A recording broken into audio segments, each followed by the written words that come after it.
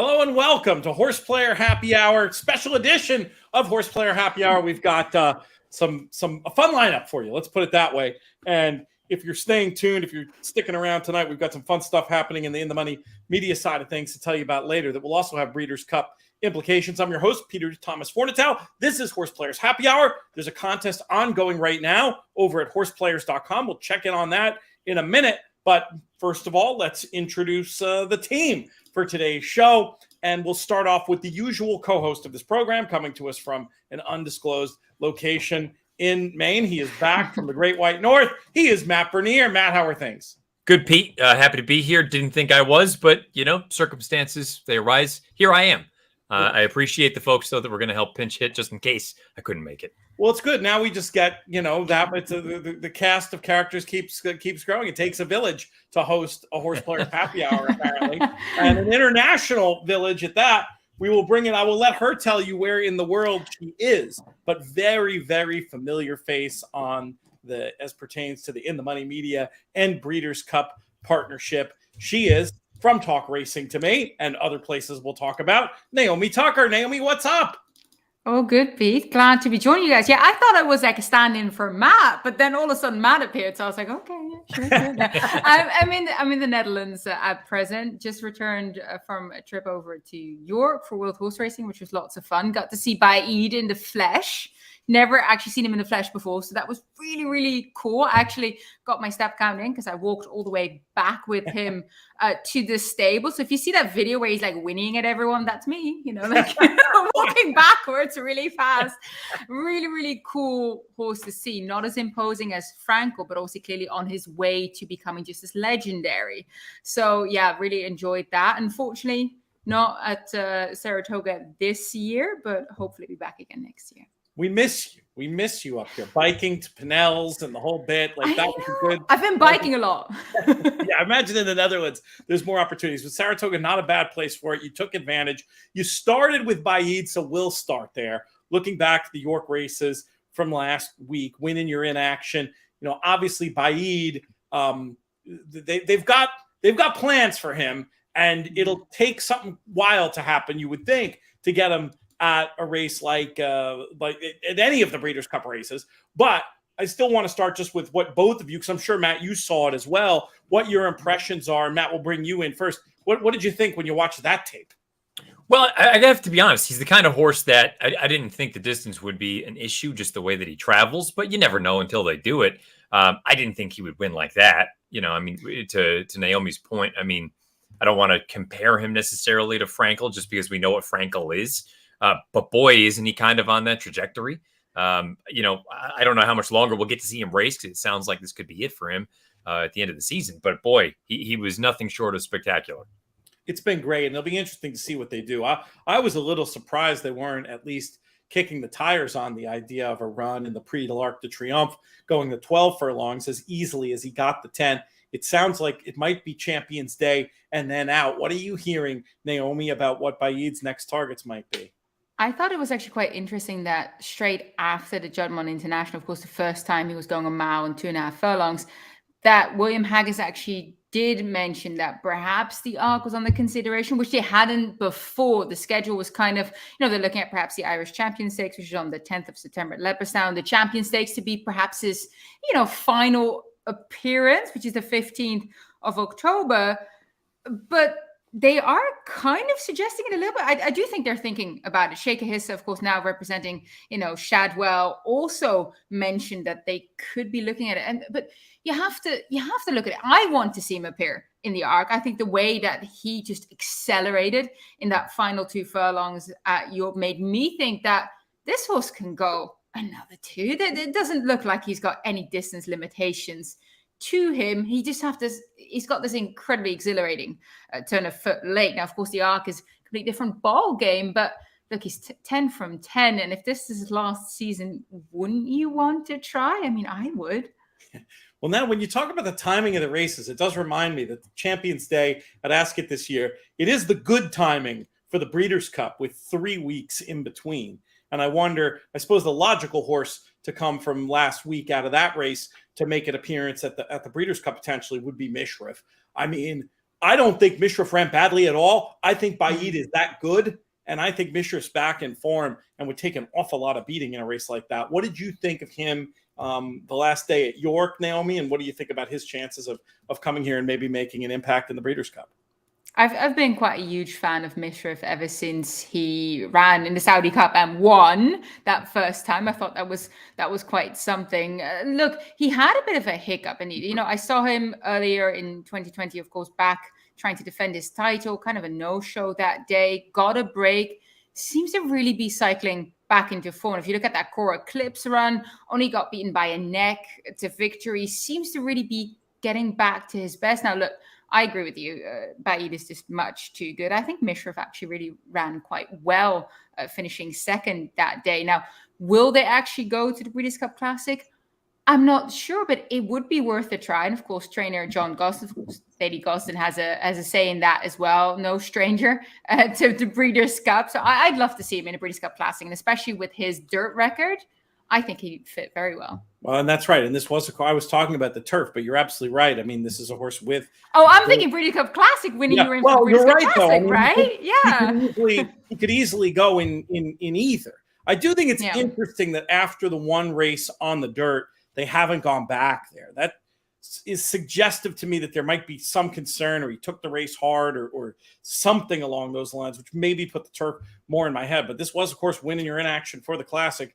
I mean, obviously he didn't win, but still, I'm sure the Breeders' Cup would be very, very pleased to see that celebrity in either race that he turns up in on the day. Let's take a minute and check in on our contest, Craig, if you're ready to pop that screen up there, and we'll see who's doing what today.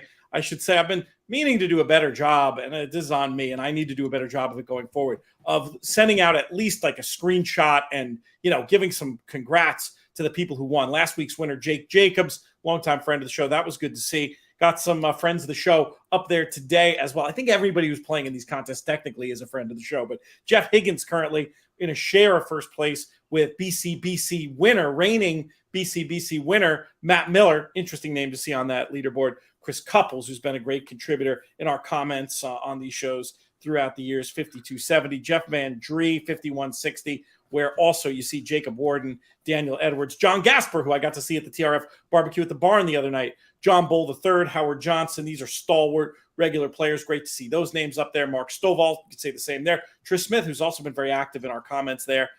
Sean O'Malley, Anthony Schiavone. I wonder if there's any relation to Tony. It's a serious question because it's the same name too. A couple of Michael Cavanaghs, Becky Mulligan, and speaking of reigning champions, reigning Horseplayers Happy Hour Tour champion David Browning there in 16th, and then Michael Domable, who finished second on the tour last year, right behind him. Greg Kingma, he's been a big supporter. Bruce Meyer, Paul Sear, lots of familiar names. We thank everybody for playing and participating. You see, it's kind of fun too with Horseplayer Happy Hour. One of the neat things about horse players and the way they do their leaderboards in these pick and pray events, you can see the picks that the people have for the rest of the day. So I don't know if you see somebody you like Matt Miller's been on a tear, you like Michael Domable's writing over it in themoneypodcast.com. You can see who they're playing. Maybe it gives you an idea of somebody to throw into a pick bet somewhere. I think it's one of the cool features about these pick and pray games that you see on horseplayers.com. Matt, why don't we take a little bit of a step back and explain to people how these games work and what we're really trying to do here. Yeah, week in and week out, you can play for $20. You can have up to 3 entries in any one contest. If you finish in the top 10% of the contest each week, you then qualify for the Saturday Breeders' Cup Betting Challenge qualifier over on horseplayers.com. You can also buy your way into that for $179. But as far as we're concerned, for the Horseplayer Happy Hour Tour, during the regular season, if you finish inside the top 10 in any given contest, you'll accumulate points. The folks toward the end of the season who have the most points will qualify for the playoffs. More importantly, the person at the end of the regular season with the most points will earn a full $10,000 BCBC seat for the event at Keeneland this year. I suppose you can play it in the remote areas as well, but the Breeders' Cup's at Keeneland. If you finish inside the top 2, you automatically punch your ticket to the playoffs, and the playoffs will be a set number of folks. Week after week, we'll whittle it down by half. At the end, there'll be a final table, and whoever emerges victorious from the final table will also win the $10,000 BCBC seat, and most importantly, the vig, the juice, the takeout, whatever you want to call it, goes to charity. It goes to TRF and TAA, making sure that once their job on the racetrack has come to a conclusion, they're taken care of. They have a happy, healthy, safe place to go and live out the rest of their lives. So that's the most important piece. And look, if we're going to donate and have some fun, why not give away some money in the process? Love that description. It was very, very succinct and good. And just two things I'll highlight about the tour that I think are pretty special. The $20,000 that's added to the pot, that's at no cost to players. There's no entry fee, nothing like that. And also this, while it certainly benefits the hardcores and rewards people who play every week, you pop in here 1 week and have a good week and get in the top 2, you qualify for those playoffs. You get a chance to participate in that $20,000. So even if you're just starting now, there's every reason to try to jump in and play this every week. We encourage people to tell other people about this. We understand theoretically it hurts your chances, etc. But we feel like it's such a good cause. And Naomi, you know how this goes. When we see things in the industry that are trying to do things right, helping horses, doing good things for horse players, as horse players, as fans of the game, we need to support them.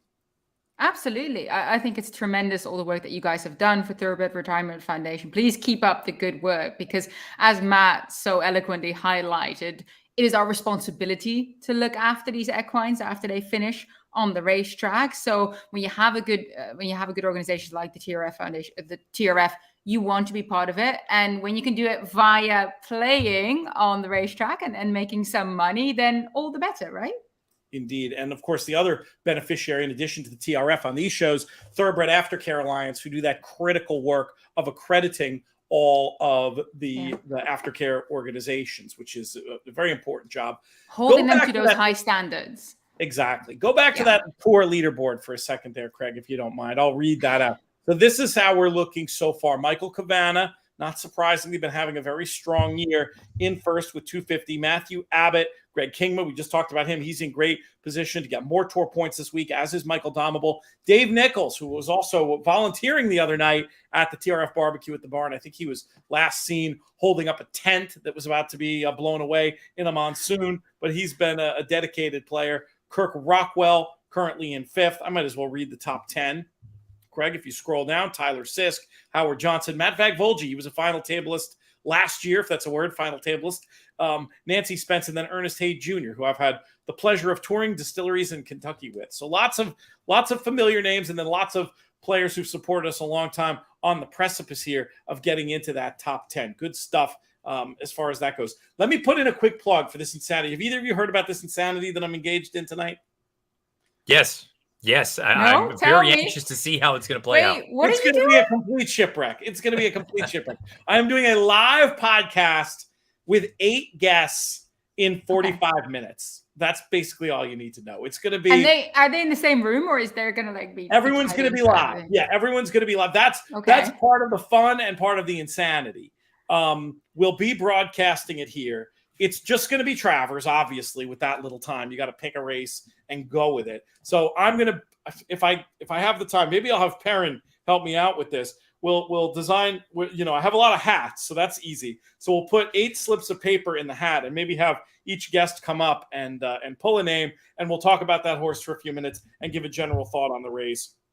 It should be a lot of fun. It'll be streaming on the In the Money Media channels, and that'll be available as a podcast later too. You can see I'm going to go completely crazy doing it, but it's one of those things where, you got to try something new every now and again, right? And I was trying to think of a podcast concept we hadn't done yet, and this one kind of fell in my lap. I wish either of you were here. You would have absolutely been pressed into service.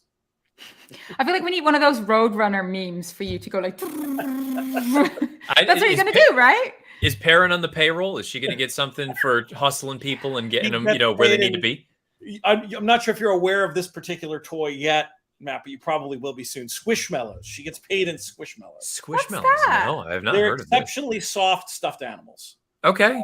We need to get them a contract with Breeders' Cup merch. I thought they were food for a second when you said Squishmallows. I'm like, marshmallow. we bribe the kids with food. Right? I mean, I'm not a parent, but I'm thinking that seems like a logical thing to do. That happens occasionally too. We do also, speaking of that, we have pizza at the event and a whiskey tasting. So we're bribing all different demographics to come and join us and have some fun. If you're watching this and you're in Saratoga, come by. Action will get started right after the races. And yeah, it's going to be, and that's the other funny thing about it is everyone has dinner reservations. So there's no, oh, it's going to be 7:15 and it's 7:45. It's 7:15. My guest will get up and walk out and leave. But it's going to be fun. JK is going to be there. Marshall Graham, Matt Volgi, who we just saw on the leaderboard part of the stuff. Pro player Sean Borman. A cast of there's a whole bunch. I think I have more guests than horses too. I haven't figured out how I'm going to figure that out, but it'll be fun. Travers is a topic we should get to at some point during the show. Let me see here.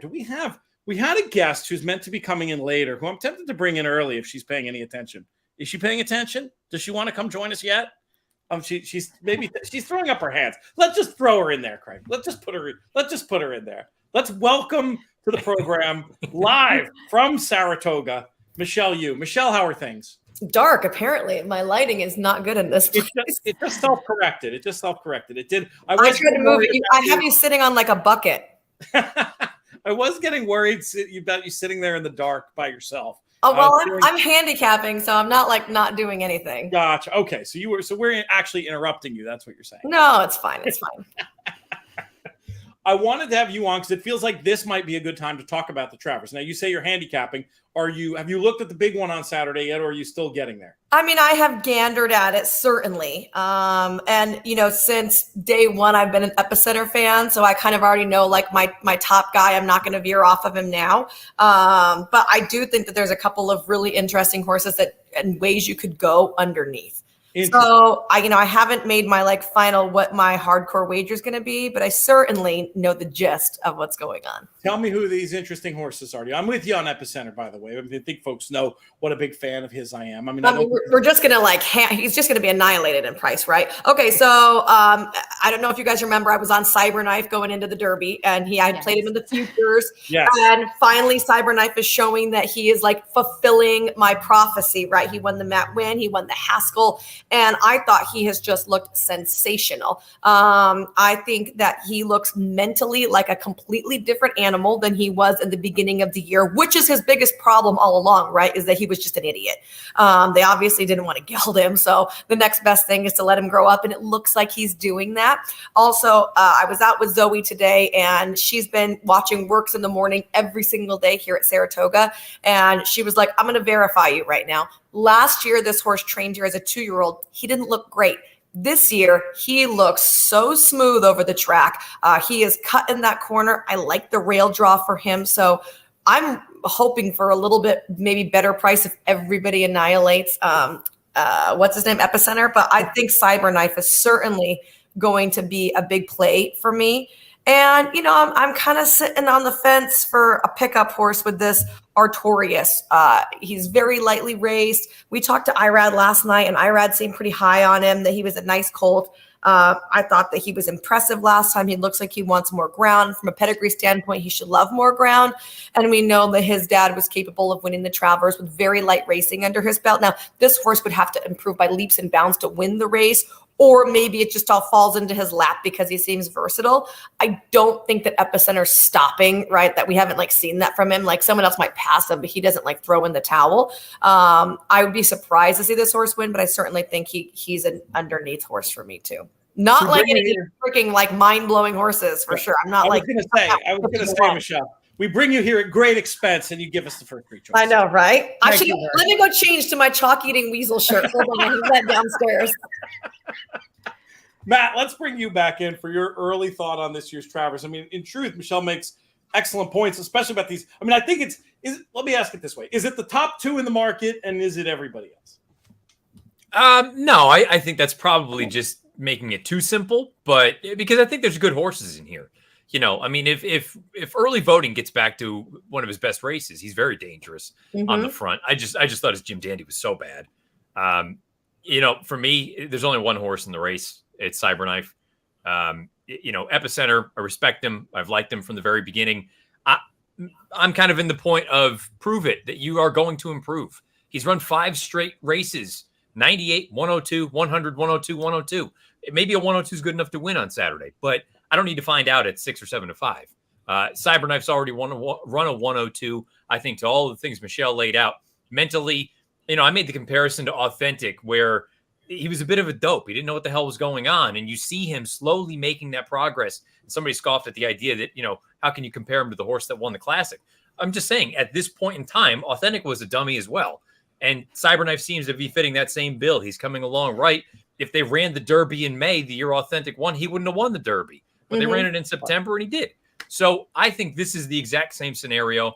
The draw, I don't have a problem with it. I'm a little bit concerned.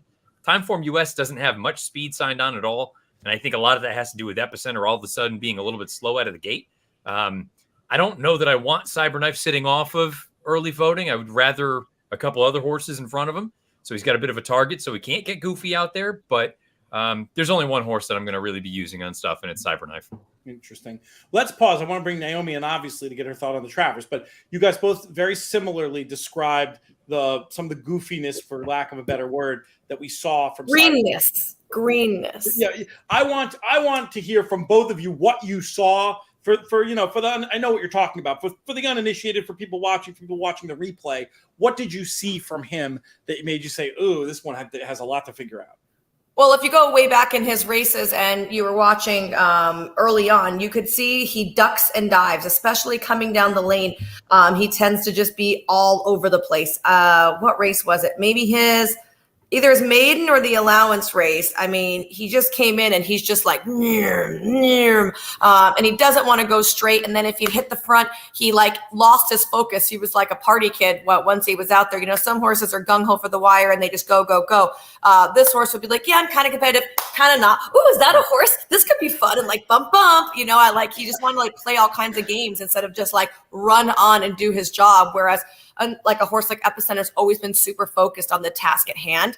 I feel like Cyberknife has just not been that horse. And, we even saw him in the Arkansas Derby when he got to the front and, he won relatively clear that day, but he was like, oh, okay, I'm just going to go out here or, over to here. So I remember when he drew the rail in the Haskell, I was so concerned because watching him in the Matt win, he had looked a little bit better, but still he was outside. And when they came down, he was still, in that movement phase. He wasn't like come off the turn and go straight and true. So I was concerned on the Haskell that they were going to like pin him in or something. And he was going to get angry about the scenario where he didn't have that freedom of movement. And he just proved me wrong. He was so slick up the rail that day. And to me, that was the light bulb moment. It was a really impressive, classy thing to throw down against a good horse like that. Matt, any meat left on the bone for you in terms of talking about this one? I really do want to bring Naomi in here very quickly, but I didn't want to cut you out of that question.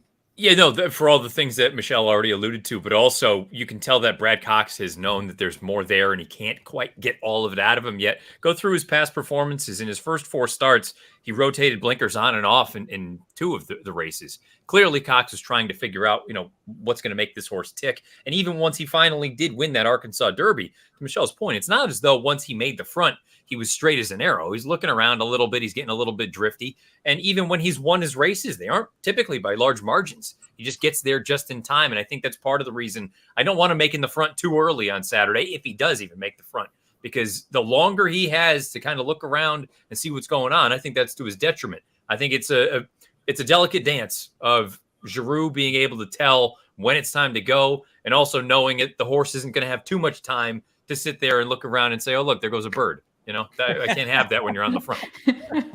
Naomi, who do you think is going to win the Travers? And of course, we're going to have to get your opinion on Cyberknife as well. I feel so boring here, though, because I feel like Michelle, Matt have already laid it out. Look, I'm a huge fan of Epicenter, so he at the moment is my top pick with a really close second, Cyberknife. Epicenter to me has just always looked like a rocks. He very rarely does anything wrong. Whenever he has been beaten, such as in the Preakness, perhaps not the ideal trip. Could Joel have been more aggressive to hold this position? Perhaps that would have resulted in a better end finish. But I just think that Epicenter then coming back in the Jim Dandy as well and just really showing us that, yes, he is that ultra consistent, super talented colt for Steve Asmussen. I think he's going to show up again. Am I going to go with Cyberknife on the chance that he's improved enough to continue growing and doing better than Epicenter? I'm still kind of on the fence. I think that Haskell was the most impressive race I've ever seen of him. And the first note I made was he's turned the corner. Like Michelle said, he's just a different horse now. I thought it was a brilliant ride by Florent. I also think that was a really good educational ride for Cyberknife, being able to, sit back, relax, weave between horses, take the rail, and be comfortable doing all of that, and then really accelerate late. So I think these two horses for me are really the horses in the Travers, especially with early voting. I do believe Chad Brown mentioned it after the Preakness as well, when Armagnac took the lead and Jose actually looked over to let Armagnac move forward. They think Chad thinks early voting perhaps is better when he has a target. I don't see anyone's going to the front and providing that target in here. I'm not sure. He seems the fastest horse in here to go to the front, and I don't truly think that that's to his best interest.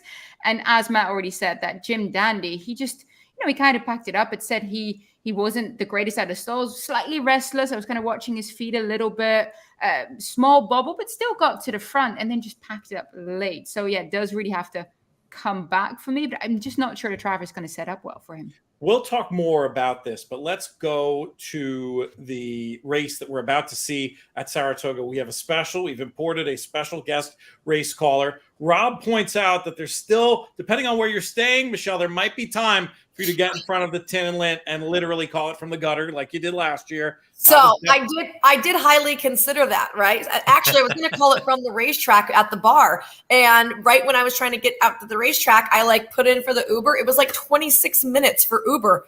I'm like, well, that's not going to work. So I just popped on here instead. But I brought my notes in case I was doing it from a bar. I also have not had a drink yet today. So you have time for at least a shot. That's a problem. I feel like you guys kind of threw me to the wolves too. You're like, let's give Michelle 13 horses going a mile and 3/16. I didn't realize. Why didn't you let me call the jump race? I mean, I did not quite realize what we were getting you into. But when I saw it, I was like, well played, Pete. Well played. Well, there's only one race in the official window of our show. Talk to your friends over there at NYRA about why we get, one race in an entire hour here. That's the issue. But I think you're going to do this with aplomb. Okay. Anybody have an opinion on who's going to win this race that we can talk about before? Oh yeah, it's going to be the 7. But he's the favorite now. But he was 6-1 on the morning line. Yeah, he's interesting. The Gray Wizard, first time gelding. This horse, did you see? No, this was after your Laurel tenure, I think, Naomi. But this horse ran at Laurel, had that form from Dundalk. I was with you. That's who I would have picked. 5-2. They ain't giving anything away, though. No, I think the Grey Wizard is very interesting. Wouldn't he provide Johnny Velasquez with his 1,000th win at Saratoga as well? Yeah.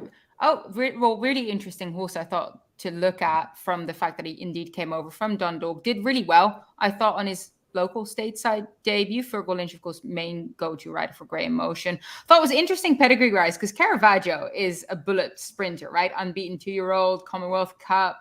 But the Grey Wizard showing good aptitude because he's not that fast in the beginning. So really, really intriguing. I actually didn't go with him in here. I think he's interesting, but I wouldn't take him as a favorite. I thought Modern Science was interesting in here. 7-run, 8-1 morning line for Ian Wilkes. I thought that last race, he actually sat quite close to a hot pace. He's by Galileo, so stays for days.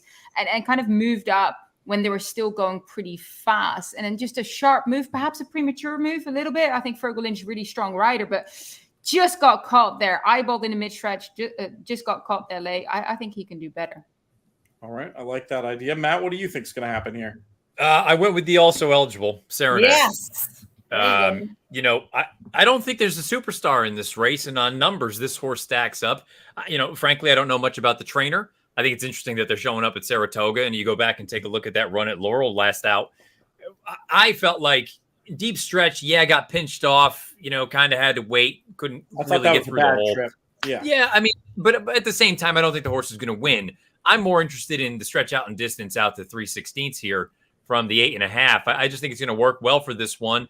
Outside draw is not anything that's going to help this one's cause, but the price is right in a race that I think is wide open. So I'm going to go with Saranac. So Danielle Danielle Hodson was a really great steeplechase jockey here. And a top assistant to Jonathan Shepard, if that gets you any more interested there, Matt. I mean, I just find it fascinating that the horse did jump prior to that run going 8.5 at the end of July. So if you remember, Shepard was really good at that. He would jump flat a lot of his jump horses to get them ready for jump races. Yeah. He would also jump some of his flat horses. He used to jump forever together at the farm, believe it or not. Is that right? Yep. That's completely nuts. I love it. But yeah, if you came up under him, I'm guessing, that's we're going to call that a positive in terms of trip. Are we going to see lone speed from the 12 here and try and wire it? Yeah, I mean, it'll be annoying. It's turf in New York. It'll probably be 1-2 all the way around. Yeah. Is that wrong to say? Oh, look, they're off. This is a terrible view, but the one James Jones going to spring out here towards the lead, but here from the outside, here's Sea Falls, the California import, going to be bringing some of that speed way on the outside. Dripping Gold going to be tucked along and passed now by Impulsiveness, and it's still going to be Sea Falls leading the way, trying to slow down the pace is what it looks like. The 5 Dripping Gold under Lizcano with those blinkers on, very keen there, trying to find some space, and Lizcano says, "Ho back there, we don't want to go quite that fast." Can't see a single thing from this angle, so we'll just say that Sea Falls still on the front there. How come they don't have Trackus? Thank you, New York. All right. Still there along the rail with Impulsiveness outside of him. It looks like Modern Science has a perfect trip there, and his rider's letting him move into a comfortable position. James Jones tucked along the rail. Carloon is out to the outside, and then it's going to be Danzig with the Stars. When they come down the backside, as expected, Sea Falls trying to take him gate to wire like he attempted to last time, but couldn't hold on going shorter. Can he hold on going longer? Not entirely sure. That's going to be in the cards. Impulsiveness is perfect 1-for-1 on the turf here with Rosario on, and he's got perfectly smooth sailing. Couple horses towards the outside. Carloon going to be looking for maybe a little bit better trip because he's about 6 wide right now, and while he's in the clear, he looks to already be under a little bit of an ask. Extremely nice move here by Manny Franco to try to send on the turn, but here comes the challengers. Impulsiveness with the white bridle in between horses, and all the way on the outside is going to be Modern Science. Here they come around the wide sweeping turn at Saratoga. Sea Falls tenaciously trying to hold on here, but here comes the cavalry. Dripping Gold now, those blinkers on. He's going to try and get on by, and he has done so. Overhauled Sea Falls here. It's going to be Dripping Gold and Lizcano coming along the outside. James Jones is angled out, and he's closing with tremendous strides. James Jones from inside to outside, and he might be passing, but my screen is frozen. I don't know. I think he passed him because I looked on the other screen as well. It's like right inside the 16th pole. That was phenomenal. You outdid yourself with that. Unbelievable under crazy circumstances. That was a totally rock and roll call. Excellent. Yay! I like every aspect of it. Oh, good stuff. So this winter, we do the handicapping, we do all this work, and we probably just should have picked Pratt and Brown. Yeah, there you go. Yeah, it's just no fun though. It's just boring. Well, that's another story. It is. I mean, you get to any turn. I mean, we're going to talk about the Sword Dancer, but it's the same deal. You look at it, you go, I mean, why am I trying to beat Chad or Aiden O'Brien for what? What's the point? Plaudits are coming in from Chris, from Rob. That was totally awesome. More of them in here too.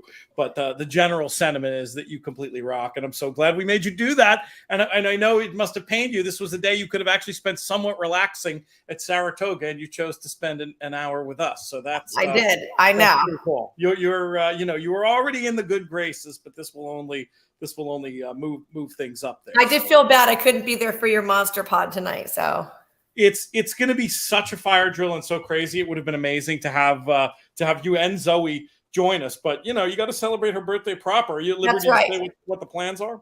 We went paddleboarding today, Zoe and I. I've never paddleboarded before. I did fall into the lake on a couple of occasions. So that was awesome. I didn't wear, Zoe told me it's fine. Don't bring a bathing suit. I just wear clothes. So that was paddleboard.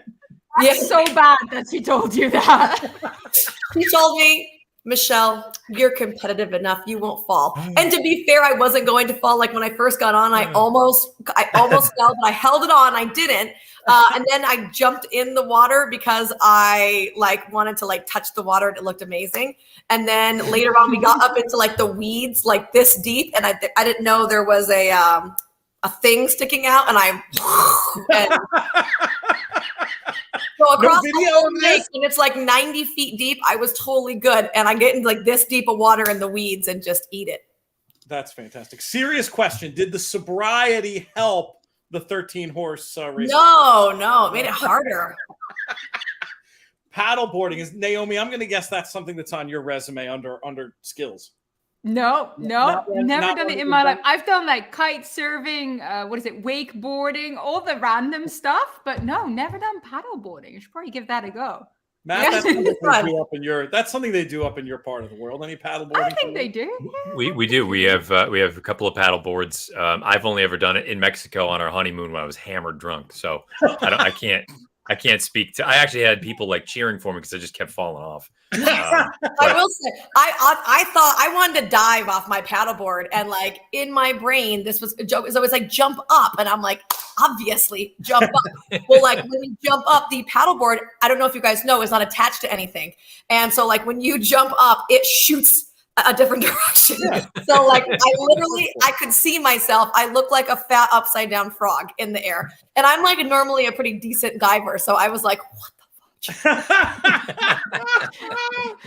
Oh my God. Michelle had a question the other day, Naomi. You would appreciate this. She was asking me about pastimes in Del Mar, and specifically was asking about hot air balloons, and said to me, oh, in those videos, you were just pretending to be that scared, right? Like nobody, it's really awesome and fun, and nobody could possibly actually be as scared as you looked when you turned white as a sheet and your knuckles were gripping the side of the bed. I said, no, there was no acting involved from either of us. I was truly that terrified, and Naomi was truly as cool as a cucumber, just doing the form up there and 100 feet in the air, whatever the hell we were. I was having a blast. I'm like, are you okay, Pete? It's gonna be okay. It's okay. You We need got to some get water? I think Michelle, based on this paddleboarding story, I think you'd be fine in the balloon. I think you'll enjoy it. Wait. Zoe videoed my first stand on the paddleboard. Okay. Just Can we give this the full screen, Craig? I don't know if that's doable. Look at that. I stood up. Yeah, you You're look pretty good. good. Wow, that's beautiful. That's out on Saratoga Lake. No, it was a Lake Lonely. Okay. Look at, I mean, it was really pretty. Oh my God, that's so beautiful. It's You like a can't Bob see Ross me, painting. but I am in my degenerate horse player shirt. That shirt's getting good mileage, which we Right? appreciate. I wore it to Oh my Mrs. God. London's today. Oh, Let's that's see if she fab. got me attempting to dive off and falling on my face. The video is key. The No falling on my face video. Zoe is a good friend. That is. Maybe she would be saving that one for a special. Well, she said she was only videoing it because she was just making sure if I fell off, she had proof of it. Evan, just an alibi or something. Yes. And presumably you have fun plans for tonight. Yeah. So we're going to dinner for her birthday, and then I don't know. There's like a guitar player. I don't know. It's a There's a lot of good music don't know. around. There's a lot of good music around. It should be good.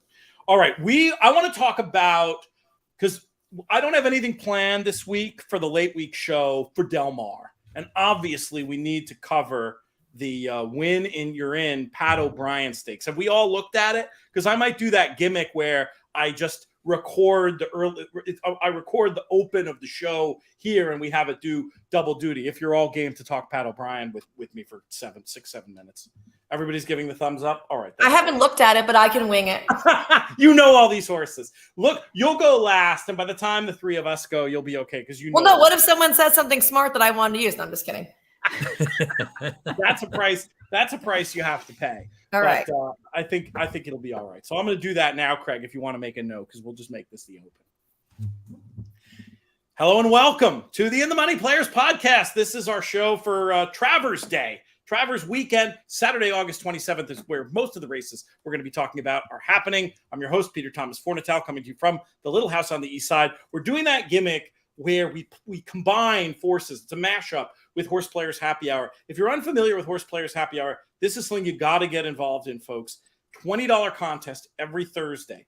Interconnected series. We've got $20,000 added to the tour pot. You only have to play 1 week to potentially be eligible for that. And all the money goes to Thoroughbred Aftercare. You can check that out on horseplayers.com. We have a lot of fun. We bring in a lot of guests, as you can see from the array of talent that we have here with you. The first of them, I'm just going to bring them in one at a time, and then we'll and get their thoughts on the races because we already did the intros already on this show. We will start with our friend coming to us from the Netherlands, staying up late, Naomi Tucker. Naomi, how are you? And who do you like in the Pat O'Brien this weekend?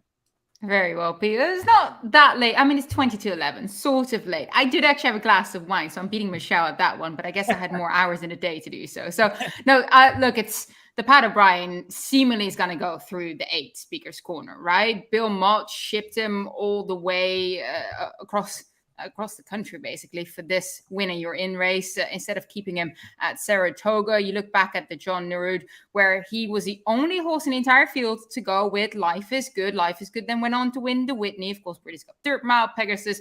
We know how good Life is Good is. And Speaker's Corner stayed with him for as long as he could before kind of, tiring belatedly. But if you just look at the body of work that he's done, won the Carter handicap as well, just tremendously good horse, quality wise, seemingly stands above this field. So you start looking for perhaps a couple of horses that could be interesting. I think Laurel River is interesting, not just because of the name, of course, bias. Laurel Park, Laurel River should be good, right? He came back over 328 days break at Del Mar, took a huge step forward, is what it felt like. He just broke cleanly for the Baffert stable, was asked by Hernandez to kind of move forward, hold the rail, had some horses come over, did so willingly, kind of relaxed into it, slipped through, and they just dominated the field. Now, that was a couple pegs below that what he will be encountering today, but I'll take, that second after a break moving forward. And I do think, based on the time from US pace figures as well, that he's got enough pace to be right up there with them from the get-go over 7 furlongs. You like the same 2 horses that I do, so I'll just jump in and go. My fear about Speaker's Corner is maybe, he's done his best work on the lead. I think he might be better suited by stalking and pouncing in this spot. And it's going to be hard because he's got speed to his inside and he's got potential speed to his outside. I guess that's my little bit of a concern from looking at this race from a pace standpoint. But you made the key points to me, Naomi, which is when you look at figures and crucially, when you look at form and you see those last 2 names in the form lines that have beaten him, and we know what they're capable of, he might just be different sauce. I'm going to go with Speaker's Corner as well. And I feel like Laurel River's a little bit interesting to maybe keep enough gas in the tank to stick in there and go along with him. I don't know that the closers are going to have enough opportunity to get involved with the quality of speed that's signed on here. But very curious to hear what our other guests have to say. And we'll start with the usual co-host from Horseplayers Happy Hour and a man who you know from his own eponymous podcast, TV's Matt Bernier. Are Naomi and I making this too simple as well? No, I mean, unfortunately, I'm echoing a lot of the same things. Speaker's Corner is a good horse. I do fear that maybe his form's going a little bit the wrong way, despite the fact that the figs don't necessarily reflect that. Laurel River is the one I'm probably most interested in, but this is going to be a bit of a cop-out because I hear a lot of people looking at Speaker's Corner. I think Laurel River is going to be a bit of the wise guy horse in here. I thought American Theorem was really good in that last race. And you look at his 1-turn record, if for whatever reason he's, I haven't seen a morning line. I don't even know if it's out yet. 5-2, somewhere thereabouts. 4-1 morning line. He's 4? Oh, I mean, then he's the pick. American Theorem. He was just so good in that last race. There wasn't a ton of pace. Bravo lost the stick at one point. Didn't make a difference. I thought he was really, really strong in that spot. It feels like Papa Prodromo's got him as good as he's ever been, and he's always been a good horse. Those are the 3 that I was most interested in. Again, Laurel River, I think, is going to get overbet. And Speaker's Corner, sure, he could certainly win. I just think maybe his best days are not, I don't want to say they're behind him. I think maybe he's going the wrong direction for this form cycle. I'll go with American Theorem. American Theorem is an interesting one because this is a case you see once in a while and it leaves you scratching the head. I feel like he was on the right part of the racetrack maybe last day, but the flow should have been against him, and he made it look like it was no problem at all. And if you do take that race at face value, there's a real case to be made for him. I was sort of thinking he might struggle to get involved on dynamics this day, but you make a compelling case for him, Matt. Why don't we bring in our third guest who knows, who's watched a lot more Del Mar, I think, probably than the rest of us. She's got a flower pot. Or is that one of those? I wanted to have a microphone like Matt Bernier's. What is that thing right now? The world's biggest neti pot, perhaps. We don't want to see that. This one, no? But with like a little different. Similar. Yeah, Matt's looks like this. Like it looks like he's talking into this right now. Does my sound better like this? What if I aim it your way? The echo is louder. It's louder. Anyway, she's Michelle Yu. What's going on, Michelle? tell us about this race. All right. So I was not an American Theorem fan going into the Bing Crosby personally. I think that he was just a hit or miss type horse. And I think that things set up for him really well in the Triple Bend. But Matt was right. The way he won the Bing Crosby, he was, to quote Trevor, moving like a tremendous machine. I mean, or not Trevor, what's his name? I mean, that's what he looked like though, right? He was moving so fast and everybody else was standing still. Go ahead. No, I was just giving. I was struggling with the name, but isn't it Chick Anderson? Isn't that the might have been called the Secretariat? Yeah, the famous TV call of Secretariat. Okay, so Trevor's moving like a winner, but you know that. Yeah, but I at the time I'm like, not a winner, tremendous machine is what he looked like to me, right? With his big white tail flapping behind him, and I was like, damn, he looked good. And I'm not a fan, so for me to say like he looked good, it made me like second guess. Now, all that being said, I don't think I want to play him on top because for him to get 3 in a row, he'd have to like improve again. And I feel like we've kind of seen the ceiling of what he can be. So I kind of like Defunded in here for Baffert. He's 8-1 on the morning line. He's going to take the blinkers off after back-to-back starts with them on. I love a horse on a turnback, especially going this distance, which is this challenging 7 furlongs. This horse is sharp. He's worked 111 and change a couple times in the morning. So I just feel like, we know he's going to get that. He is coming in off efforts where he was speed and fade. Now he's probably not going to be in the front end because his 46 is not going to cut it here against some of these that can go significantly faster.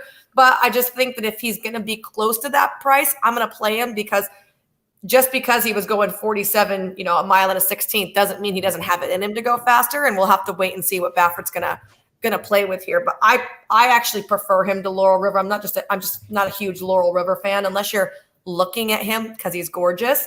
He's just kind of like a blah, blah horse to me. For sure, I'm going to be betting on the 2, Principe Carlo. 15-1. This is like my heart horse. I loved him when he was in our barn.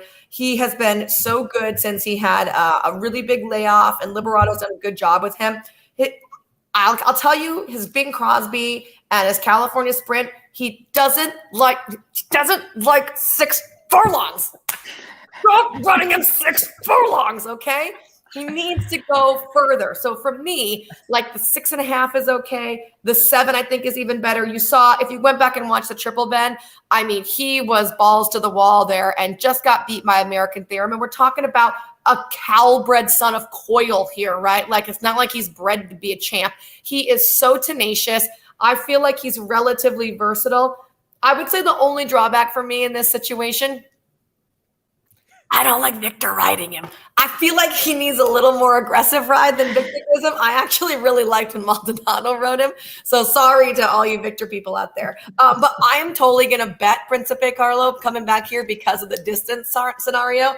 And he should be like a pretty big price. And if he just hits the board at this big price, I'll be really happy with him. One of the fun things we do on Horseplayer Happy Hour for those is talk crap about Hall of Fame. There's a little bit of that goes on when you're on the air. Race calls, that goes on. But we also like to ask questions or answer questions from the audience. Rob wants to know, does he like to go 6 furlongs? Does he?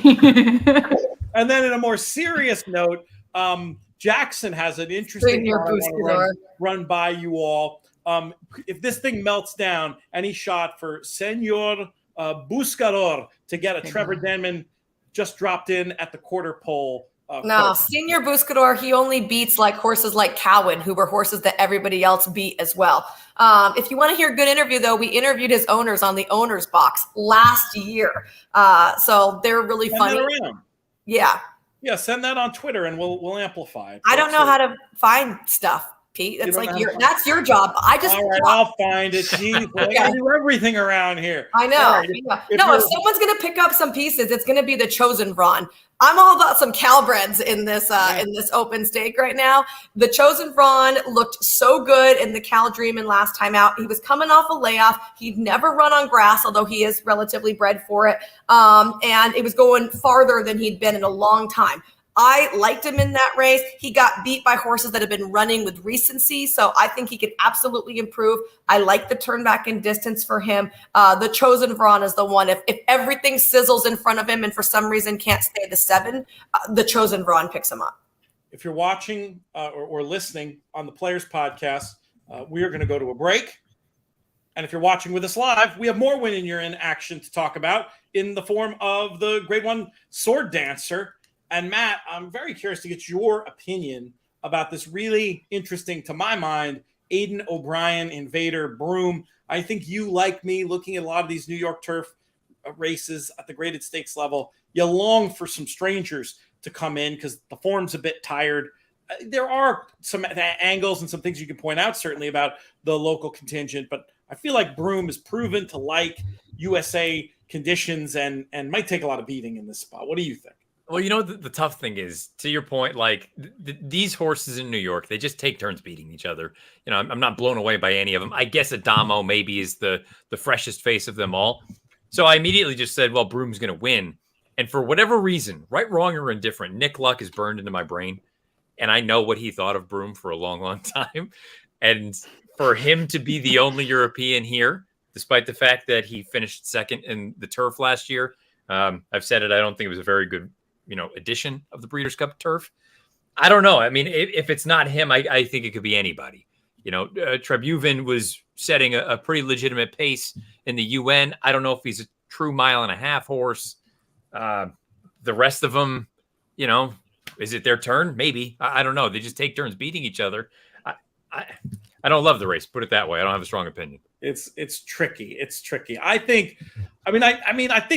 Nick is reacting to some of the hype around this horse, right? I think I think when you evaluate it on its merits, when you evaluate the race on its merits and look at Broom for how he fits against this group, it's a little different than thinking about Broom being, a top.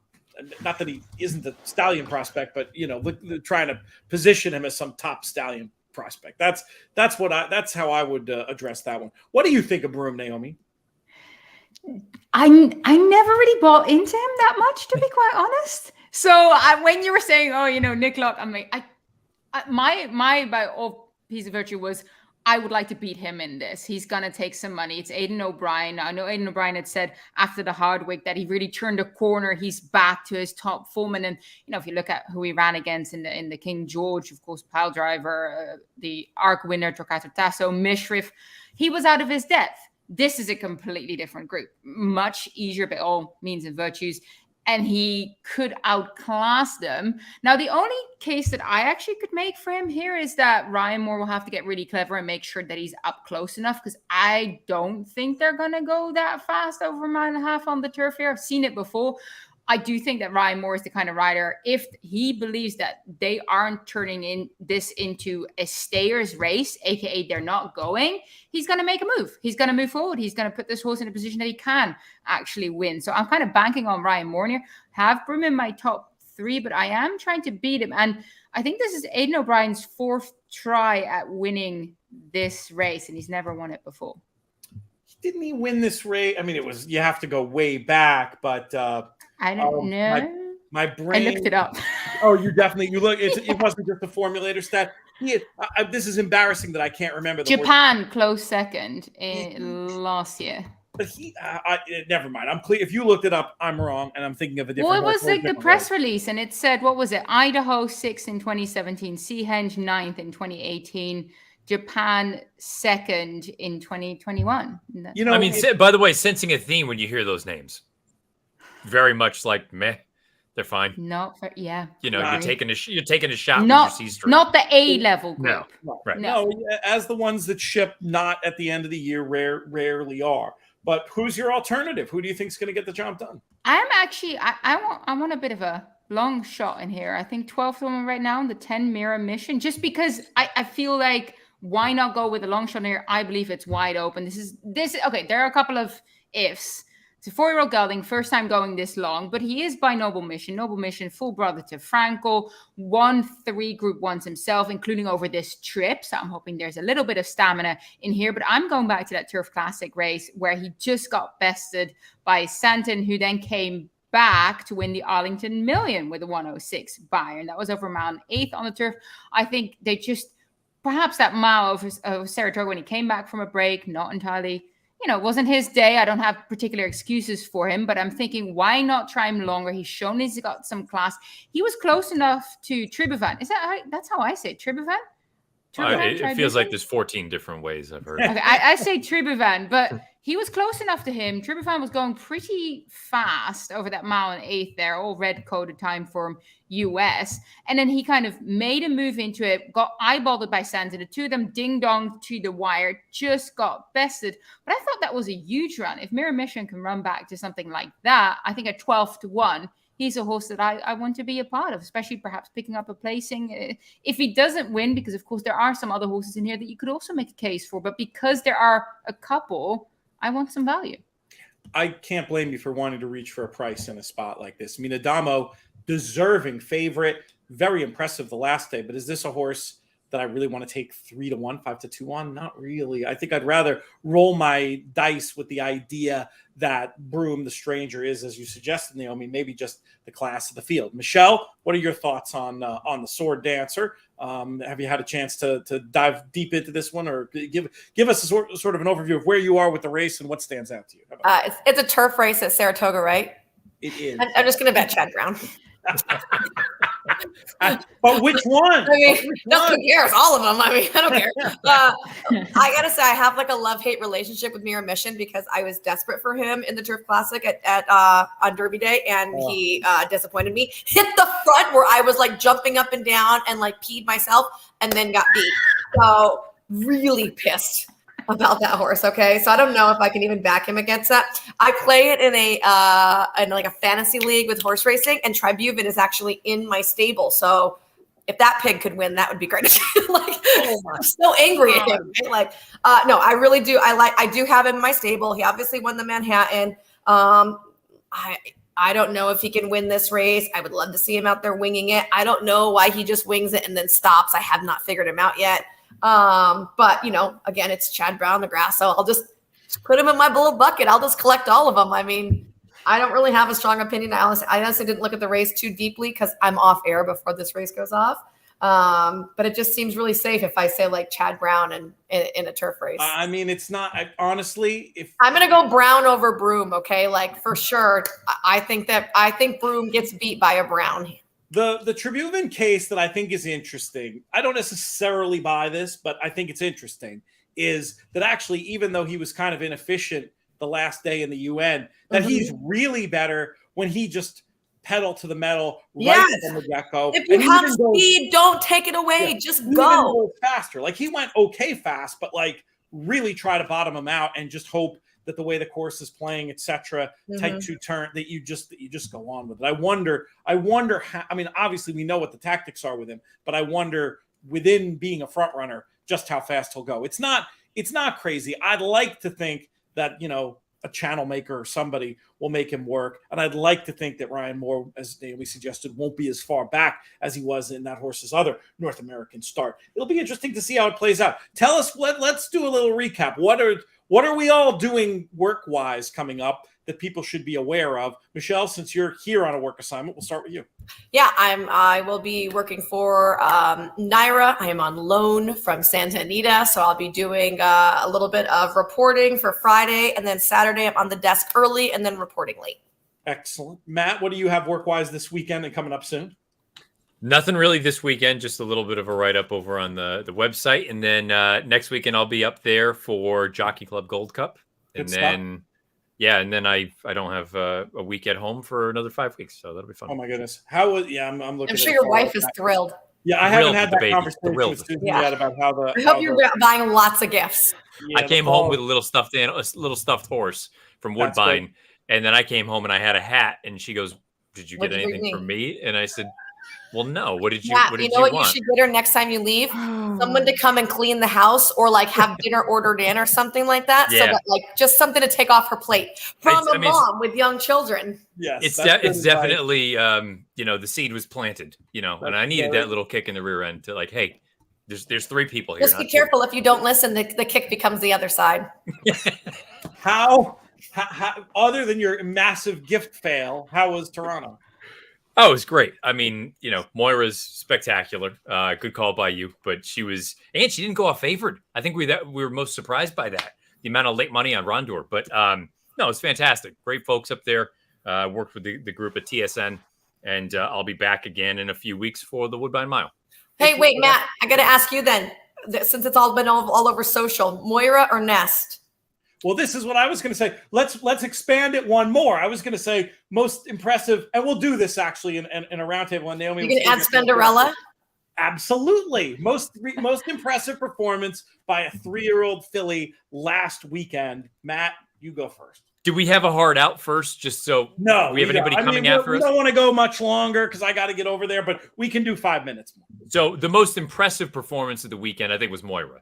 Spinderella, I love her. I love that versatility, the ability to be up close to the pace. Everyone has already made the comparisons to Tepin. I brought up even Wise Dan, but the idea that you can be close to the pace and still have a kick where the deep closers don't have a chance. They're not going to be able to run you down. Moira, I guess the unknown is, how does that form transfer to a different surface? I had asked some folks up there after the race. I said, I get the Canadian Triple Crown. Do you think they would send her to Keeneland? I hadn't even thought about the Cotillion, but I saw that was mentioned as a possibility. I would personally try to go to the QE2 on turf. I think she's spectacular. I said it. I believe it. I think Nest is the best 3-year-old in the country on dirt. I don't, obviously I have no idea if she's as good as the others on different surfaces, but and there's more to it than just the Alabama's not why. It's what she's done in the 2 races prior, including the Oaks. So I guess we want to go 3 back and then the Ashland even 4 back. But the other problem is I think people are looking at the speed figure saying, oh, well, that's what she is. The Belmont fig is 10 points too low. I'll go to my grave believing that. Everyone's come back to run 10 points faster. So guess what? The clock was right. That 228 and change. Mo Donegal ran a 107. Nest ran a 105. She came back and ran a 104. Everyone's moved up 10 points. So she's run 2 races that are faster than any other 3-year-old has done this year, boy or girl, except for Charge It. I guess he ran 1 time going a 1-turn mile. Yeah. I think she's the best right now. And guess what? She should stay to the distaff. There's no reason to even consider the Classic. Stay to the distaff. Well, especially if you see the likes of Flightline and Life is right. Good signed on there. It's not an ordinary Classic. Naomi, let's bring you in for your favorite performance in North America by a 3-year-old filly last weekend. I feel really boring, and Matt already made the case. Nest, I made everyone watch it. I said, this filly is better than the majority of the boys in the US right now. That's how good she is. She's just, the way she did it in the Alabama, what was it, at least 4 lengths? And she just kind of, canted home, no care in the world. So to me, she was by far the most impressive performance from a 3-year-old filly. I actually wanted to throw in a 2-year-old filly that might be relevant to you guys stateside, possibly, most likely actually coming to the Breeders' Cup turf sprint, perhaps. The Platinum Queen, the 2-year-old that took on 3-year-olds in the Nunthorpe. Yep. Yes, she got beaten by Highfield Princess, but this was the first time she went up against Elder. She nearly got him.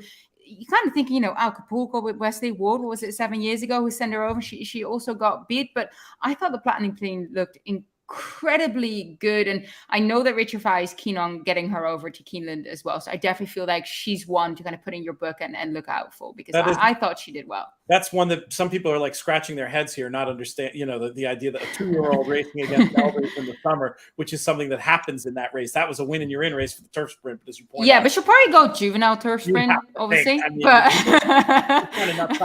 I'll make the Spinderella case real quick.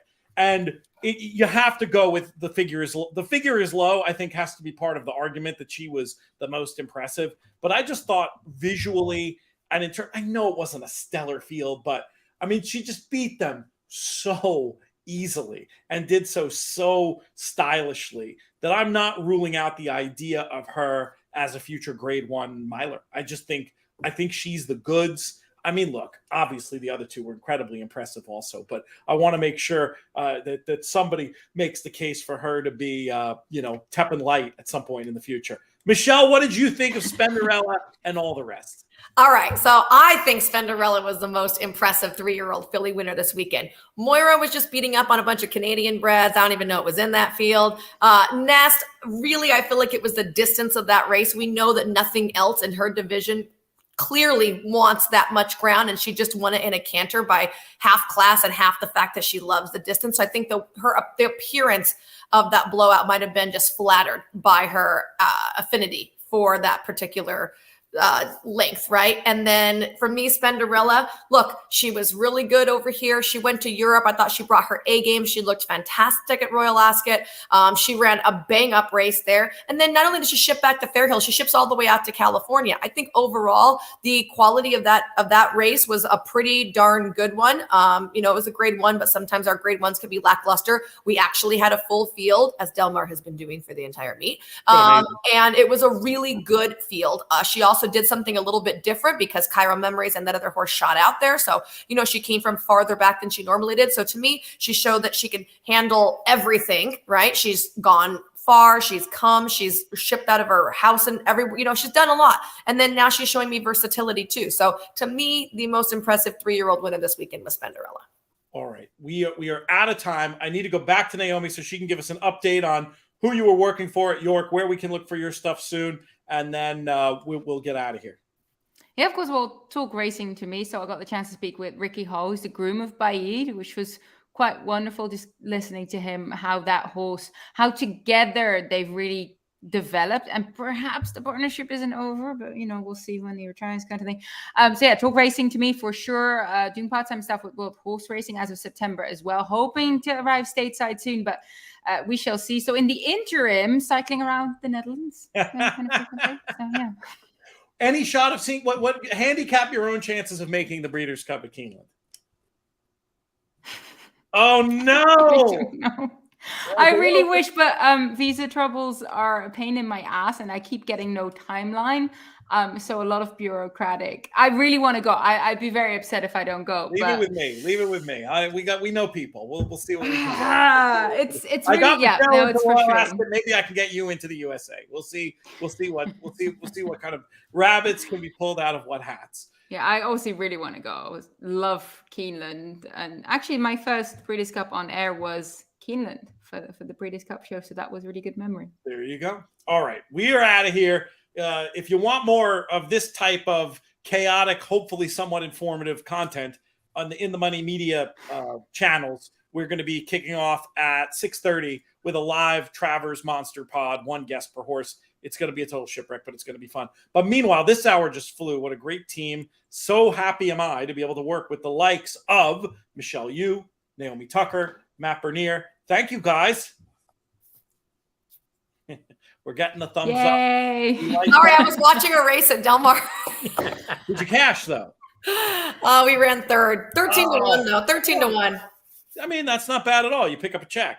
Yeah. We will also thank, before we get out of here, producer Craig for dealing with all my nonsense. We always appreciate that. Our friends at the Breeders' Cup, especially Haley and Justin. Horseplayers.com. That's where you play in these games. Come back next week. Play on Thursday. Costs for $20. Great cause and amazing value as Horse Players. This show's been a co-production of the Breeders' Cup and In the Money Media. On our side, our business managers, Drew Coatney. Our chief creative officer is Jonathan Kitchen. Michelle, I hope you give him a very hard time on air whenever possible. Yesterday I just never let up. Poor JK.